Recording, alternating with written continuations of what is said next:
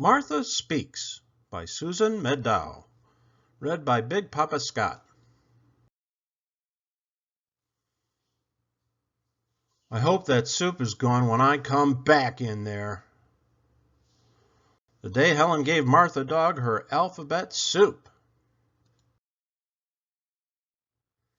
Something unusual happened. Martha's brain. See all the letters? The letters in the soup went up to Martha's brain instead of down to her stomach. That evening, Martha spoke. "Isn't it time for my dinner?"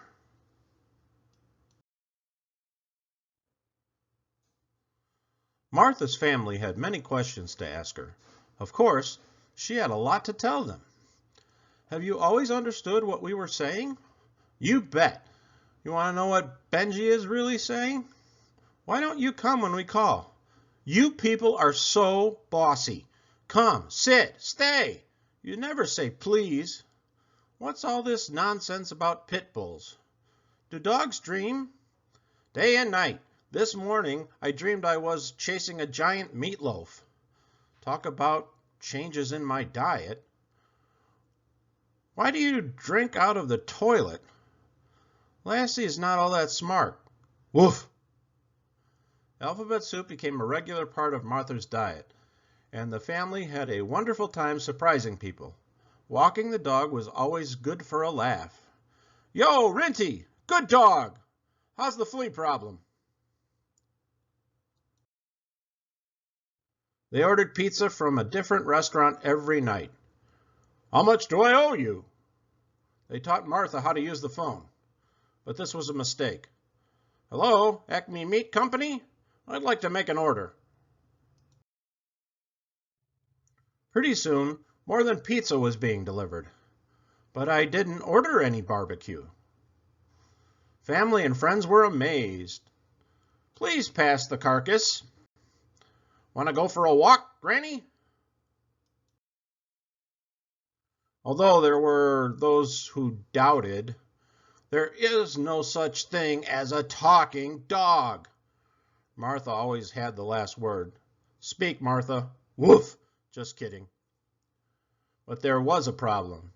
Now that Martha could talk, there was no stopping her. She said exactly what was on her mind. Why is that man so fat? She made embarrassing comments. Mom said that fruitcake you sent wasn't fit for a dog, but I thought it was delicious. And she always told the truth. Who did it? Helen did it. Occasionally she wondered why her family was often mad at her. But she kept on talking. She talked through everyone's favorite TV shows. I've seen this program. Want me to tell you what happens? The giant reptile did it, and the little kittens get blamed, but it's okay because Ninja Woman and Enviro Man team up to save the little kitten and, of course, the world and except her own. She talked while they were trying to read. There's a poodle over on Circuit Street I'd really like to play with. He's small, but what a dog. And speaking of small, I'm sure you're all curious about my early days of my life. She talked and talked. I was born in the back alley to a poor but loving mother. Although she was a mixed breed, Mama was determined to raise us puppies right, to give us a solid background before we went out into the world at 8 weeks. Even before our eyes were open, Mama would say, "You're dogs, not cats. Don't ever forget that. Blah, blah, blah, blah, blah." I still remember the rules Mama gave us to live by. 1. Beware of 2-year-old humans with clothespins. 2. Under the table is the very best place to be during a meal. 3. Never mistake your human's leg for a tree. That was for my brothers, of course. And 4. If it's black and white and smells funny, it's not a cat. Don't chase it. And while we're on the subject, I understand cat, but I can't speak it. Blah, blah, blah. Wait, where was I? Did you know that my mother gave me a name before you did? She named all of us puppies. I was 3. My sisters were 1, 6, and 7. My brothers were 2, 4, 5, and 8. I never did like 8 very much, but 6 was a lot of fun, blah, blah. I'll never forget my father's face when he saw all us puppies. Boy, that's a lot of puppies, he said.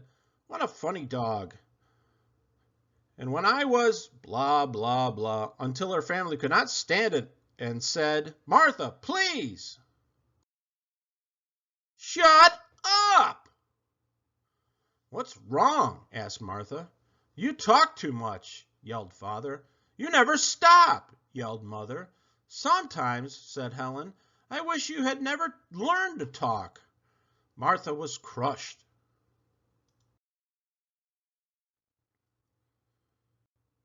The next day, Martha did not speak. She didn't ask for her dinner or to go out. She offered no opinions, but lay quietly beneath the kitchen table. At first, her family enjoyed the silence, but after a while they became worried. What's the matter, Martha? Asked Helen. Martha did not answer. Helen's father called the vet. There's something wrong with my dog, he said. She won't say a word. Is this some kind of a joke? Snapped the vet. Helen offered Martha bowl after bowl of alphabet soup, but Martha had lost her appetite for letters. Martha's family wondered if she would ever speak again. Then one evening, when her family was out, Martha heard the sound of glass breaking. A burglar, she gasped. I better call the police. She carefully dialed 911. But when she opened her mouth to speak, yip, arf, arf, arf, arf, woof. Martha hadn't eaten a bowl of alphabet soup in days. Martha raced to the kitchen. She barked, she growled, she tried to look ferocious.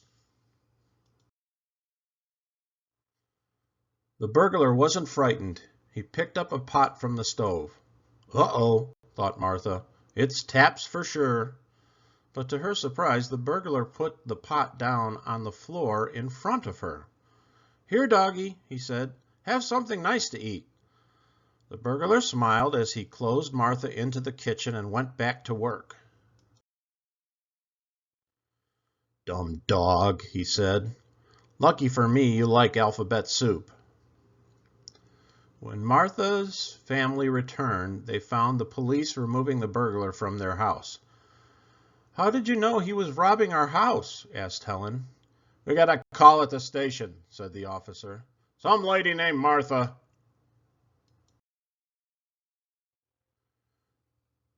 Good dog, Martha, exclaimed her happy family.